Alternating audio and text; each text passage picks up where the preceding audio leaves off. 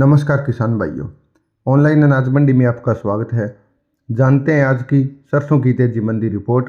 उससे पहले एक ज़रूरी जानकारी। किसान साथियों, हम मंडी के व्यापारियों और कृषि विशेषज्ञ डॉक्टर्स की टीम के साथ मिलकर कार्य कर रहे हैं, जिससे कि किसान भाइयों को सही और सटीक जानकारी प्राप्त हो सके। अगर आपने हमारे चैनल को सब्सक्राइब नहीं किया है तो सब्सक्राइब कर लें और घंटी का निशान भी दबा दें, ताकि आने वाले वीडियो का नोटिफिकेशन आपको अपने फ़ोन पर प्राप्त हो जाए। जानते हैं सरसों की तेजी मंडी रिपोर्ट। किसान साथियों, मलेशिया में हो रही खाद्य तेलों की गिरावट थमने का नाम नहीं ले रही है। विदेशों में खाद्य तेलों पर दबाव आने के कारण भारतीय बाजार पर दबाव दिख रहा है। अभी भी बाज़ारों में थोड़ी मजबूती बनी हुई है। गिरावट का अनुपात विदेशी बाज़ारों के मुकाबले कम है।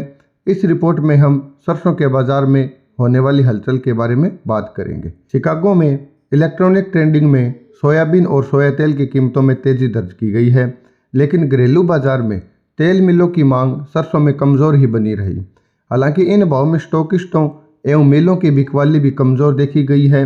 जानकारों के अनुसार इंडोनेशिया की सरकार बढ़ती पाम उत्पादों की इन्वेंट्री को कम करने के लिए निर्यात शुल्क में कटौती जैसे कदम उठा सकती है। इसलिए घरेलू बाजार में अभी खाद्य तेलों की कीमतों पर दबाव बना रह सकता है। विदेशी बाजारों की अपडेट। वायदा अनुबंध में लगातार 3 दिनों की भारी गिरावट के बाद शुक्रवार पाम तेल की कीमतों में 17 रिंगिट का मामूली सुधार आकर 3585 रिंगिट प्रति टन हो गए हैं। Chicago board of trade CBOT पर सोयाबीन सोया तेल की कीमतें आज इलेक्ट्रॉनिक व्यापार में तेज हुई है, लेकिन मील की कीमतों में मंदा आया है। घरेलू बाजार की बात करें तो मूंगफली के तेल छोड़कर सभी खाद्य तेलों में गिरावट ही देखने को मिली है।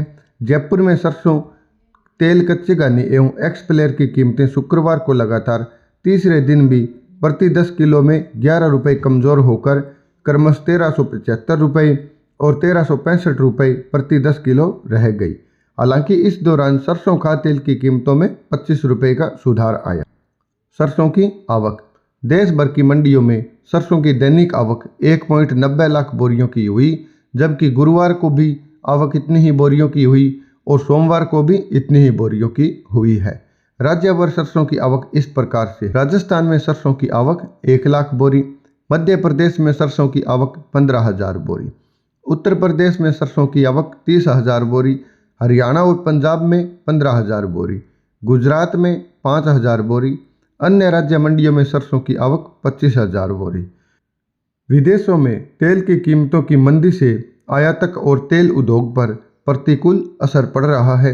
दूसरी ओर बंदरगाहों पर आयातित तेलों की पहली खेप के माल भी पूरी तरह बिके नहीं।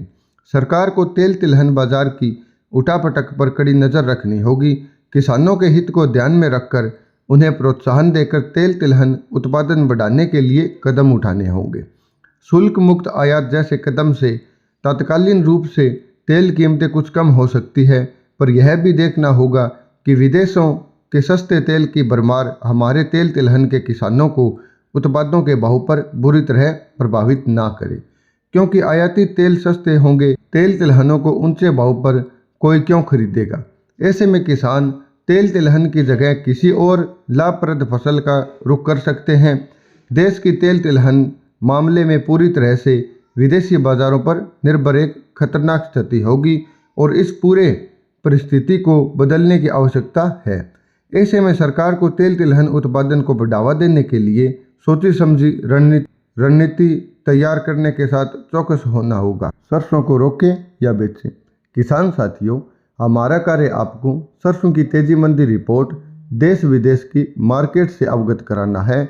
आप अपना व्यापार अपने विवेक से करें, क्योंकि आपका नफा नुकसान आप हमसे ज़्यादा जानते हैं। हमारे चैनल को लाइक, शेयर और सब्सक्राइब जरूर करें।